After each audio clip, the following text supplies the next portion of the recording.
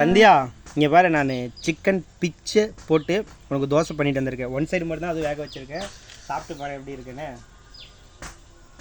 வாசனை தான் எனக்கு ரொம்ப பிடிச்சிருக்கு ஜனா.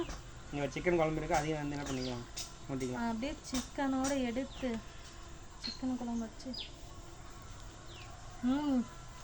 எப்படி நல்லா இருக்குதா? நானும் சாப்பிட்டு பார்க்கட்டுமா? குழம்பு, சிக்கன் குழம்பு. வாவ், நல்லா எண்ணெயெல்லாம் ஊற்றி செம்மையா இருக்கு. ஒன் சைடு தான் வெந்திருக்க, அது சூப்பராக இருக்கா. குழம்புல ஊற்றலாம். சாப்பிடு. சித்தார்த்து வாங்க, சித்தார்த்து உள்ள.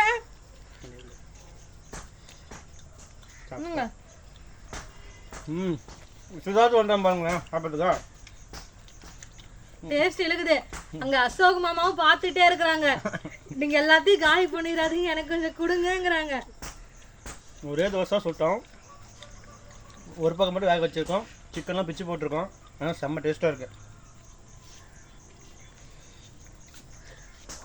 சித்தார்த்து என்ன சொல்ல மாட்டேங்குது எதுவும்? வேற லெவல் டேஸ்டா இருக்கு.